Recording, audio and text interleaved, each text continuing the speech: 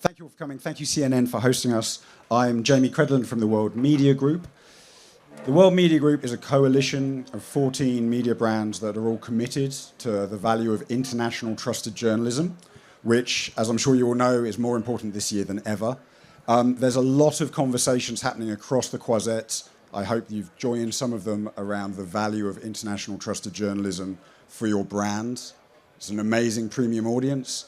It's an amazing brand standout. The research shows that being associated with quality news makes a difference for your brand. It's not a negative experience at all for users. But that's not what this session is about. I'm not going to get on my soapbox. Instead, we're going to talk editorial, because actually that's what all these news brands exist to do. And we have an absolute star-studded panel, frankly. The creme de la creme of international journalism, and we'll go briefly, no pressure, obviously. Very briefly, from my left, we have Ken Cukier, who is the executive editor of The Economist. We have Katty Kay, who is special correspondent for the BBC, based in Washington. And we have Clarissa Ward, Chief International Correspondent for CNN. So let's have a big round of applause for these people. Thank you. So we've all been on the Croisette. We've all been talking marketing and advertising and the business side of things. The idea of this panel is we're going to zoom out a little bit, look at the biggest stories affecting the world now and in the next 12 months, what it might mean for marketers, what it might mean for the future of journalism, but also just to remind ourselves that it's not all rosé and rosé with ice in it on the Cannes Croisette. To do that, let's start with probably the biggest story affecting the world this year. Katty, I'll come to you on the US election coming up in November. Obviously, people are already talking about it. I think you've reported on 6 US elections over the course of your career from Washington. I'm that old. The narrative seems to be the world is more divided now than ever. Are you seeing that in the reporting of this election? How is it different from previous election campaigns?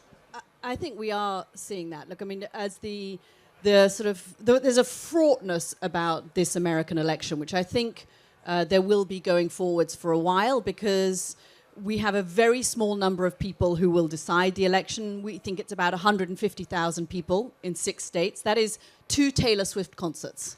So those people will probably make up their mind in the last few days. They are what we call low information voters. They're not very tuned in at the moment. They may decide on a vibe rather than on a policy.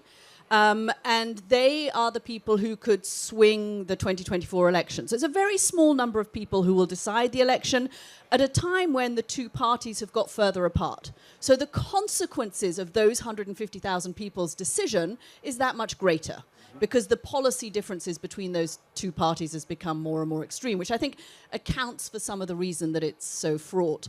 If somebody tells you that they know who's going to win this election, I wouldn't believe them. I think it is going to be that close. I speak regularly to the Trump campaign. I speak regularly to the Biden campaign. They both sound wonderfully confident. They believe that this is a choice between... I mean, what's strange about this election is that the language you hear from the Trump people and from the Biden people is almost the same language. Democracy is at stake. The future of the republic is at stake. We are there to stop tyranny. And you could shut your eyes and not really know whether you're speaking to a Democrat or a Republican. And yes, there's some hyperbole. But there is a feeling that this is an extraordinarily consequential election. There are so many firsts about it. And there's not in the States. I mean, it's interesting coming here to Cannes, because I almost feel there is more interest in this election around the world than there is in the US. And the weird thing about being in America at the moment is that people are so tuned out from the election. Apart from the kind of hardcore base, a lot of people are pretty apathetic about it. Those 2 Taylor Swift concerts full of people are presumably not following the election yet. They're following Taylor Swift. We're all following Taylor Swift. But we're all in her world. I think that's a really good point, and I sort of put it in the context of Cannes and the perspective we all have here. I was in Cannes in 2016, pre-Brexit, pre-Trump, and all the brands down the Croisette were very clear on where their position was and who they wanted to win in that US election. And it feels like brands are slightly hedging their bets a little bit more this year, or a bit unclear. Ken, from a business perspective, what would be the kind of ramifications of either a Trump or a Biden victory? So In that instance, there's a lot that unites the two parties. There's a new protectionist streak in American politics and American trade policy, and that will continue regardless of the administration. It's interesting. The Biden administration will be a very rules-based, procedural administration. It would come out with a green paper, it would come out with a white paper, it would broadcast what it plans to do, tweak it, and then do it. Trump will wake up, will tweet it, and it'll happen, right? So there'll be no procedures. Democracy is actually is not one person, one vote. It's, in some ways, the institutions of democracy is about procedural justice and procedural fairness and administrative fairness. So Trump will be sort of ruled by whim. Biden will be by procedure, but the end result in terms of business policy, I think, will be largely the same. There'll probably be a perception by large business leaders that they're going to get better from a Trump administration than a Biden administration. I don't think that's true, but I think that's the perception. Interesting. So not as much differentiation as we might think, but they are very different, obviously, on some other issues. Clarissa, you are recently back from Syria. I think this year you've also been to Gaza, to Ukraine.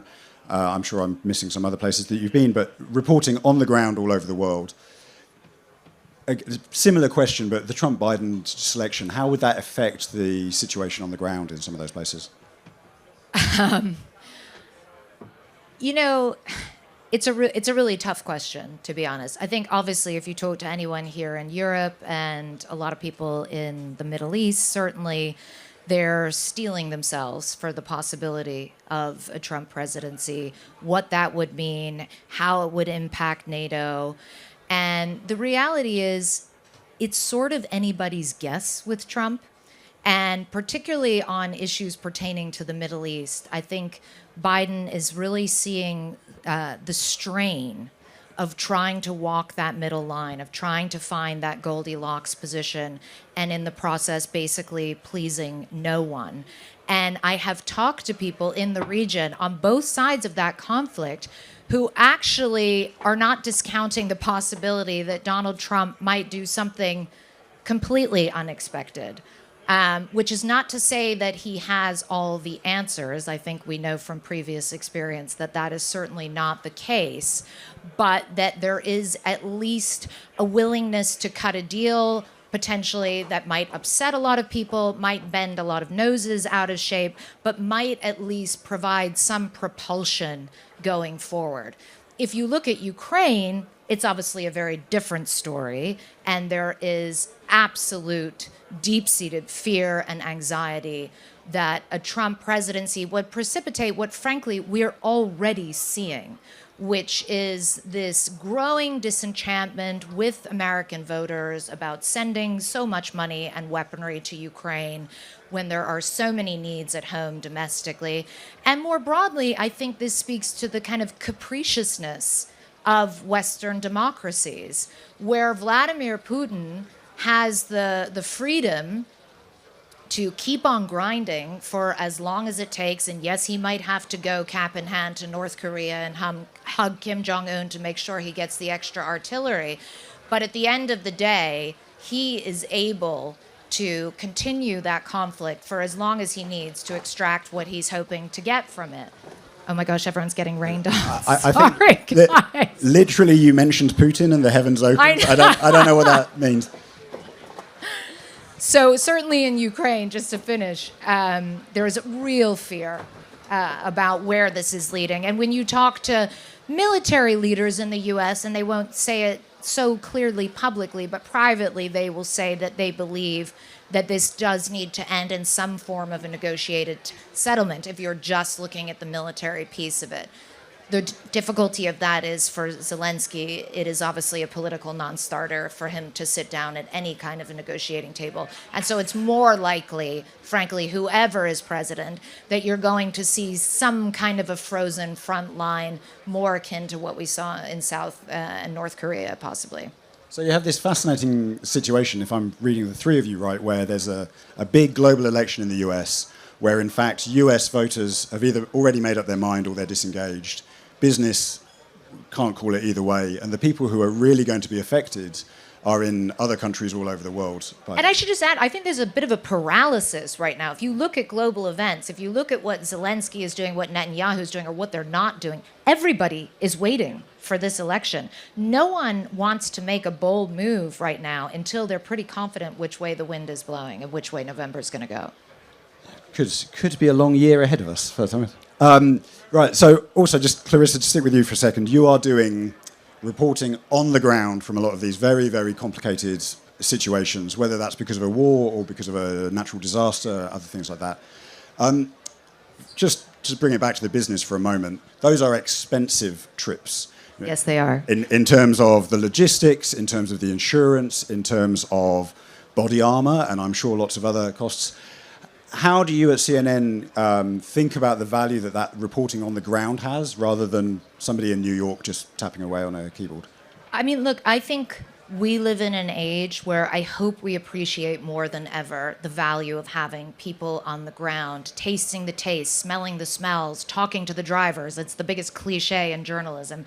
But it's so true. It's so important. So much of what informs the way we tell a story doesn't make it into the evening news or onto the front page of the paper, but it gives you that added knowledge for the sort of the emotion of a story that is so important when you're looking to tell it to a wider audience. And particularly if you're doing it for television, there is a big difference between imparting information and giving people that sense of experience, of them having an immersive experience that allows them to emote, to empathize, and that then instructs them making more informed, ideally, decisions about whatever conflict it may be or whatever crisis it may be.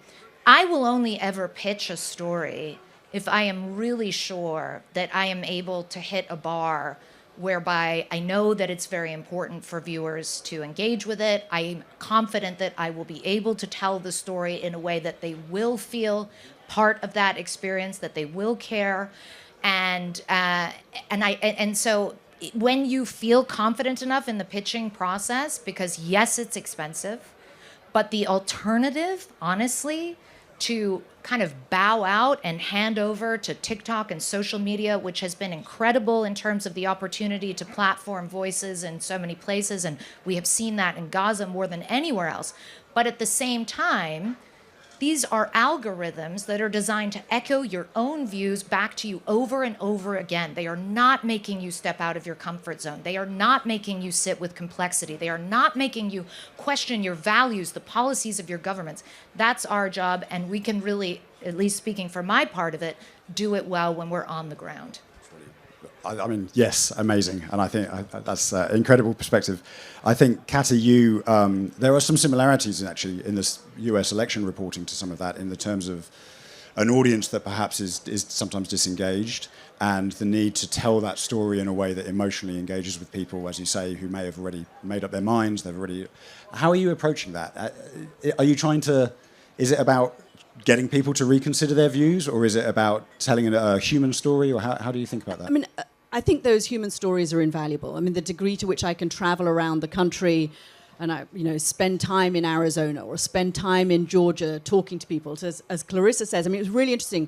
I remember traveling around the country actually just before the midterm elections, and I wasn't doing a story about Ukraine, but I had young Democrats, progressive Democrats, saying to me, as often as young Republicans did, why are we spending $40 billion in Ukraine? And it was the first indication I had. I was interviewing them about actually voting rights, not even about Ukraine, and it was the first indication I had, oh God, this is an issue that I'm not sure politicians back in Washington are addressing. So going to a Trump memorabilia store in Arizona, it's the biggest Trump memorabilia store in the United States, and it does a brisking trade in cutouts of Donald Trump, which go for $100 each, and they sell out like hotcakes. But talking to this couple who were in their kind of early 70s, saying to me, if we don't win the next election, we will take up arms. And we are armed, and we will take up arms, and it will start with community to community, and then it'll be town to town, and then it'll be state to state. I don't know that they're going to do that, but to hear that kind of language does inform the kind of more dry reporting of, is it actually true that the Democrats are losing black male voters in the numbers that the Republicans say they are? So I think that's that ability to give human stories to data is invaluable. And no, it's not about ever trying to persuade somebody to vote one way or another, but it is about using my many years of covering American politics to analyze what the facts are telling us as objectively as possible about what the outcomes might be. And I think, Ken, you're right. In some ways, the parties are simply come to China or the new protectionism in trade policies, but in some ways, they are very different. I mean, in some ways, there are enormous differences in terms of things like abortion rights, democracy, social issues that impact so many Americans. I completely agree, and I hope that I baked into my response what the nature of that difference is.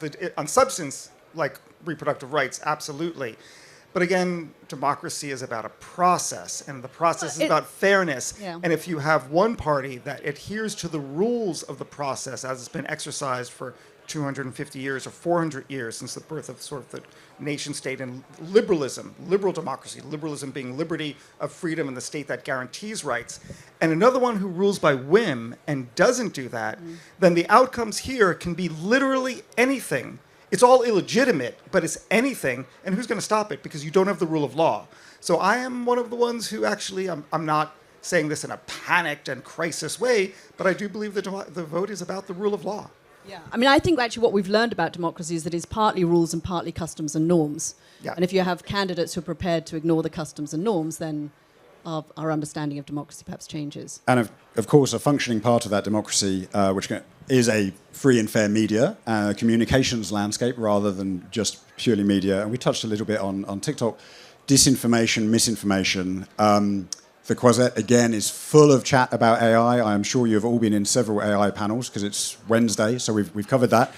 But specifically, leave the implications for the ad industry aside for a minute.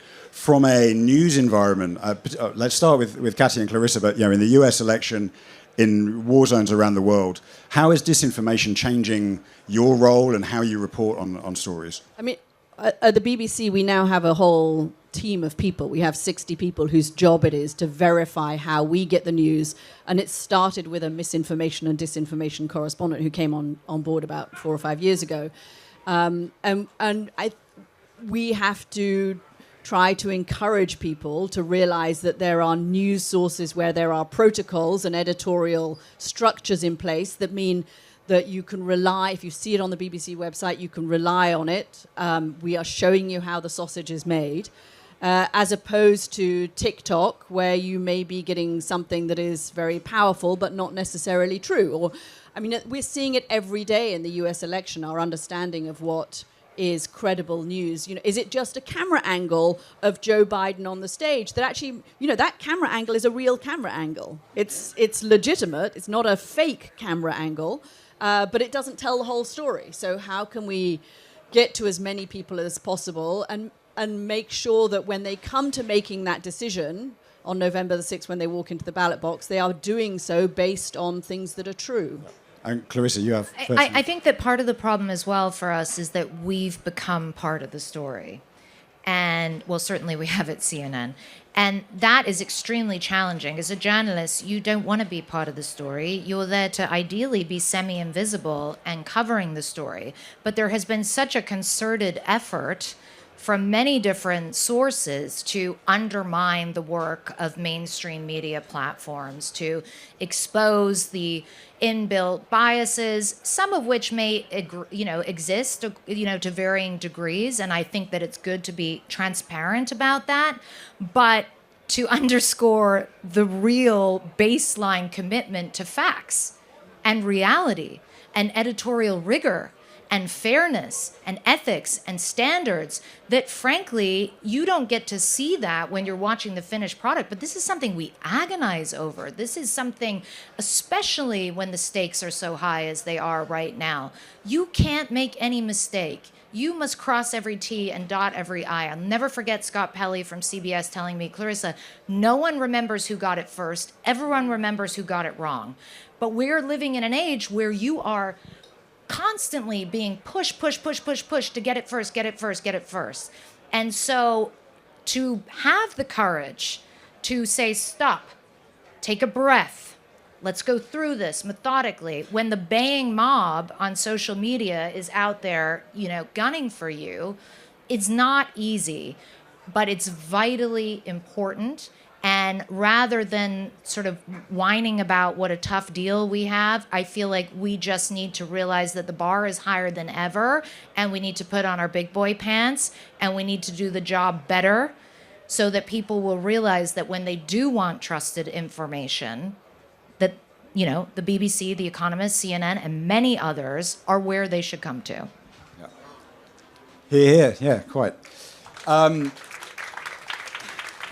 Ken, I'm not going to ask you to add on if you have things to add on that, but actually, I think the other angle of AI and the technological change, this week, everyone's talking about AI in terms of creative agencies, in terms of marketing, and that is fascinating, and we could talk about that. Actually, AI is a fundamental shift for businesses beyond the marketing community. From the Economist standpoint, do you see where you think that's going to have the biggest effect in the next 6 to 12 months? So I do believe it is a radical shift, and you can look as one proxy of what businesses are doing and what they've announced, and you'll get one version of reality. And I would highly stress that wouldn't be true. It wouldn't be accurate because, you know, businesses and institutions it's very easy to issue a press release, and the CEO might have a grand design of what they think is the right thing to do and what their ambition is. But the dirty secret is that innovation is very, very hard and very, very expensive for institutions. And it's very, very easy and inexpensive for individuals. So leave aside the press release and the sort of the ambition of what consultants are going to say they're advising their companies to do, and just look at the atomic unit of the individual, the worker bee in his or her cubicle who has to get something done, who may or may not use AI. And when they try to use AI, they're going to find a force multiplier of what they like to do. They're going to innovate. It's not certain what they're going to do and how they're going to apply it to their task. Only they will know where it's useful. They'll probably also find out all the limitations of it, and they'll use it in the right way because they've got a project to fulfill. They've got something to do in the next 10 minutes or the next 2 days. That's not going to be noticed by their bosses until in hindsight, in the rearview mirror. But that's happening right now. It's starting to happen. It's happening with young people. It's happening with old people. More people recognize it. And we're in this very febrile moment. Think of the internet in 1995, before there was a Google and a Meta, you know, before the party started. But when it was just sort of a period of, I remember the World Wide Web in 1994. It was this moment of febrile creativity where lots of experiments were going on and lots of things were happening. I think that's happening now, but it's happening below the radar. It's not getting venture funded. And that's where we're going to see in, say, 6 months or in 18 months, the biggest change. Interesting, thank you. We're going to be coming to you guys for questions in 1 minute, so start thinking about what you would like to ask this incredible panel. Before we do, super quick answers from all three of you. Editor's perspective, all of you, your jobs is to look into the future and try and see things, try and see where the story is going to go before it gets there. What do you think is a story, a angle, a theme that is going to be really important in the next 12 months that people are not currently talking about? Ken, I'll start with you. Too dystopian. Should I really go there? It's raining in Cannes. Dystopia is happening right now. In the 1990s, the French police had a problem because all the military equipment from the war in Bosnia was showing up in the streets of Paris by gangs. And I think what's happening in the Ukraine is going to have a huge effect, even in the Western democracies, in terms of how law enforcement has to act with criminal behavior, with AI, small high-tech weaponry used by criminals in the U.S. and then used by the police forces in the U.S. that don't have the right customs and rule of law or I should say controls on how they interact with it. Military equipment from Afghanistan and Iraq, like tanks, are showing up in Ferguson, Missouri with the police, and we need sort of a new consciousness of what this can do and how we interact with it. Sorry. Oh, wow. Okay, so increased militarization of the police, I guess, in summary. And criminals. And criminals. Katty, a trend. Look, I think one of the hardest stories we all as news organizations have to tell is that of climate change and trying to engage. I mean, having been particularly from the television point of view, maybe The Economist finds this easier. But trying to get audiences engaged in that story. The most success I've had when I was presenting was when some obscure, very cute mouse went extinct in Indonesia, and suddenly our audiences were interested and thought, oh wow, we like the furry mouse and we wish the mouse hadn't gone. So how we tell the story of climate change, but I'm really interested in the immigration part of that story. If we're going to see huge changes in immigration patterns, we're already seeing the impact of migration patterns on European politics, on American politics. It's a very easy weapon for politicians to wield on both sides, and how that ties in with climate change. I think that's interesting. Really interesting, the connection with that. And Clarissa? I mean, my one is a bummer too, shockingly. But it's ISIS. I think everyone assumed that we had seen the last of ISIS and that it was over. I just got back from Syria doing a story about the more than 50,000 suspected ISIS fighters and their family members who are being held indefinitely without charge, without due process in a series of camps and prisons across northeastern Syria. Any kind of a seismic event in the region could overnight allow for an ISIS army to reconstitute. But beyond that, we are already seeing ISIS starting to build up training camps in certain regime-held parts of Syria. We have been told in no uncertain terms that the threat rate with regards to the Olympics this summer is at an all-time high. We have seen ISIS-K really starting to proliferate in, arguably partially in the vacuum that was formed after the U.S. withdrawal and Taliban takeover of Afghanistan. So I think, unfortunately, we will be hearing more about ISIS in the months and years to come. Thank you. It's worth pointing out, all three of those trends you will have noticed are quite dystopian. And yeah, it's kind of funny because we're in Cannes. It's worth pointing out, the reason you can hear about those stories is because these journalists are paid to go and find those stories. So with my World Media Group hat on, I have to emphasize the marketing and advertising community supporting these trusted journalism brands means that these stories can be told, means that we can tackle them. Sometimes news is not nice, but closing your eyes and hoping it goes away is definitely not the solution. So we need to really engage with that. Now, questions. You have incredible journalists here on the stage. Any questions here in the room? Yeah. Oh, we have a microphone coming to you, I think. For me, hi. Let's go there first then. Cheers, Jamie. How are you as news brands working to adapt to young audiences that are currently disengaged from news and politics? I guess for all of us, it's a question of revisiting our platforms, trying to reach them on social media, again, in ways that are, trusted, verifiable editorial protocols in place, but using all of the social media platforms, but not in the way as somebody described to me this morning as dad turning up at the disco.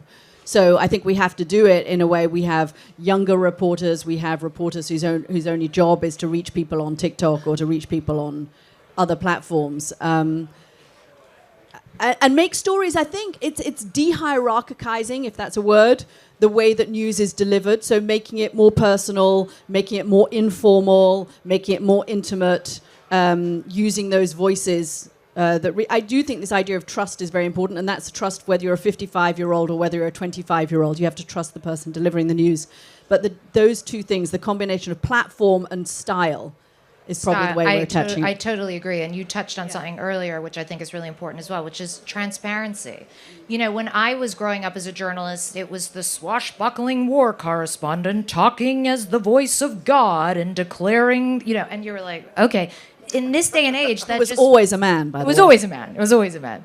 And now I think we just have to be much more honest. Like, the journalist is a little bit a part of the story. Okay, this is what I can see. This is what I can't see. This is who I tried to talk to. This is who I can't talk to.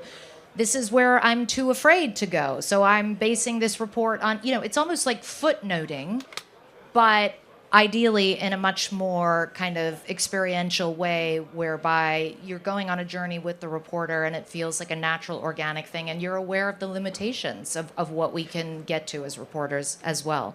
Yeah, and we have teams of people. It literally looks, the BBC Verify office looks like a sort of crime scene office where you go in and there are kind of high-tech versions of, okay, we took this piece of video. If we geolocate it, we can say that it was taken here. We have a data. I mean, and we have to show audiences are working, because otherwise they're not going to believe what we give them. That's great. And I think we have time for one more question. Yeah, quick one. And it's a COVID-related question. You thought that had gone away, but I've noticed a worrying trend among a lot of my level-headed friends who have turned away from mainstream media because of the way in which the mainstream media tackled COVID. In the last few months, we've seen Fauci being investigated for not telling the truth and manipulating the data. We've seen AstraZeneca being pulled.